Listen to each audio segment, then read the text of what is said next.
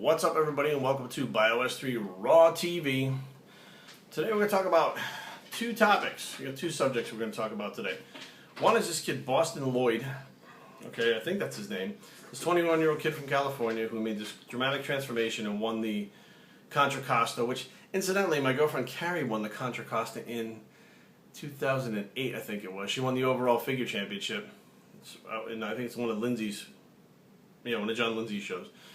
And we're talking about something that, after watching his 30-minute video, I wasn't going to make a video about this stuff because it doesn't make any sense. It seems like I'm almost supporting you guys to use drugs, but the bottom line is that some of you guys are going to use this shit anyways in massive dosages. So if I don't give you some help, no one else is gonna, unless you probably pay them. Then they might still give you the wrong info. So anyways, back to Bostin Loyd. So Bostin came out and put out a video with his entire stack. Now, I got emails going out of the friggin' off the charts and comments on the comment sections, which I didn't even know the kid's name. I just knew he was the kid from the Contra Costa. This kid is nuts. Okay, now, granted, for the amount of shit that he took, he should look a hell of a lot better. A hell of a lot better. Which makes me believe that, honestly, some of the stuff is underdosed or fake altogether because he doesn't have the type of physique, or his genetics are just not that good to where they utilize the drugs to the point where he looks like a pro. Because at his age, at 21, if you guys remember Cutler, Branch Warren, some of these guys were fucking a lot bigger than this kid and leaner and better shaped and all that stuff. And I can almost guarantee you back then these guys weren't taking what, I can't speak for sure, so don't quote me on it. But I do know for a fact that back then in the 90s and stuff, I remember there wasn't even talk of dosages like what this kid did. So the fact that he looked the way he did on what he took, I would say that some of the stuff is fake or he just responds very poorly. One or the other. Now, do I think he's crazy? Who am I to call somebody crazy? You guys have heard some of the shit that I've done. If I was in his position again and I was his age and someone gave me a blueprint like that, I can almost guarantee you that I would be doing the same thing that he did. Just no one told me to do that way. So, I didn't know enough to do it on my own like that way to begin with. Could it have worked for me like that? Who the hell knows? But bottom line is, no, I don't think he's crazy. I think he's young and he's not experienced and not mature, but not crazy. And the reason why I say that is he did what he had to do to win.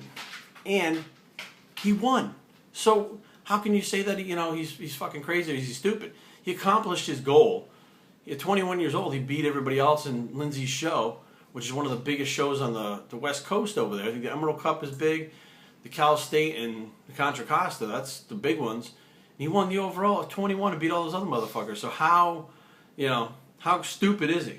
Because now, about 3 or 4 months ago, let me adjust this camera, the dog, Bruno just walked by and knocked the camera over.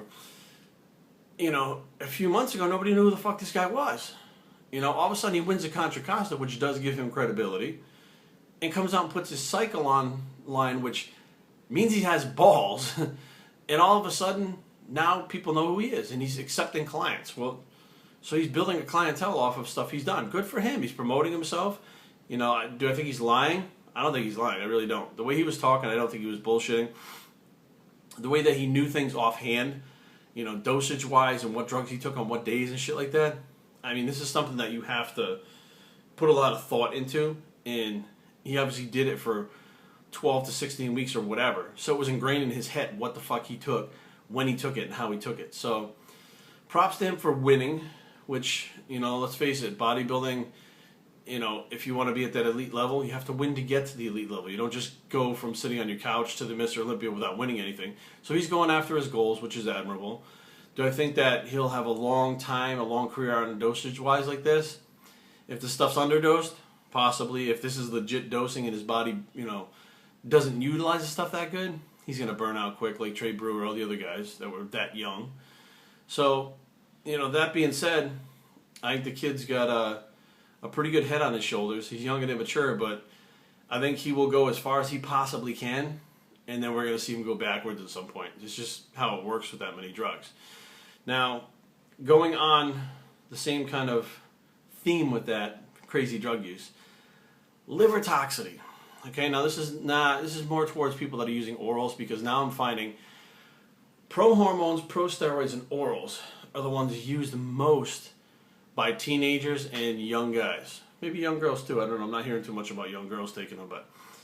And the bottom line is these things are super toxic to your liver and kidneys, and, you know, if you're going to take these things for an extended period of time, you could absolutely do permanent damage. So, I can't stop you from taking them. I can tell you it's a stupid idea to take them because they may fuck you up, but you're not going to listen to me anyways, because I wouldn't have listened to me if I was your age.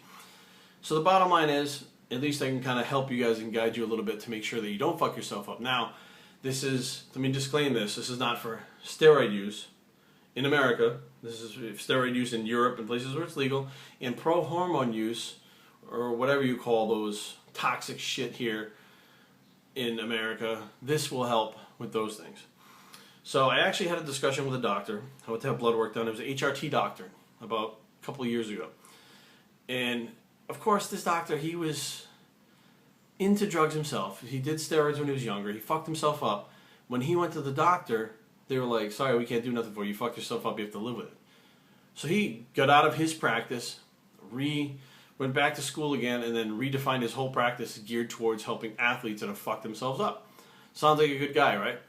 So we sit down and we start talking. He says, what are you taking? I said, well, I'm not taking anything. This is that. And he says, okay, well, don't do orals. So I kind of look at him and I was like, you know what, like, orals just give me that certain look. So if I did do them again, if I use steroids again, I would absolutely use orals. He said, okay, well, if you're going to do that, N-acetylcysteine is a must. NAC. What NAC does is glutathione levels get depleted in the liver, which cause damage to the liver. N-acetylcysteine stops that from happening. So this is one of the big reasons why people have liver issues.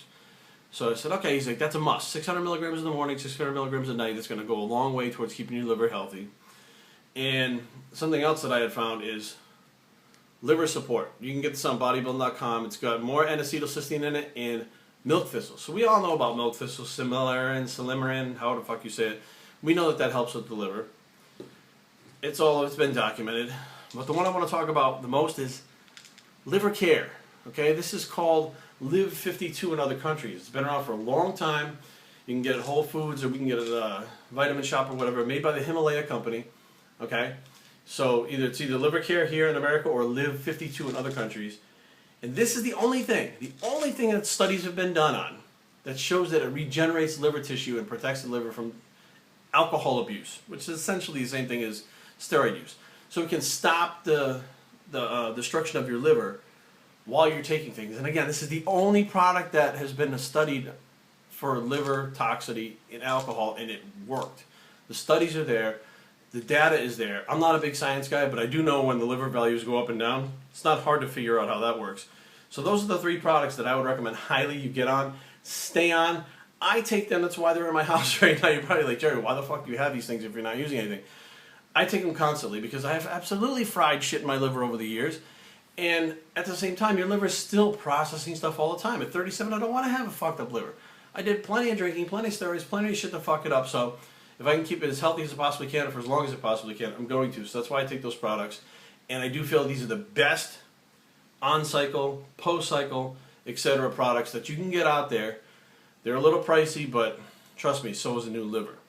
bioctraining@gmail.com. Leave comments down below. www.bioctraining.com is the blog, and we're out.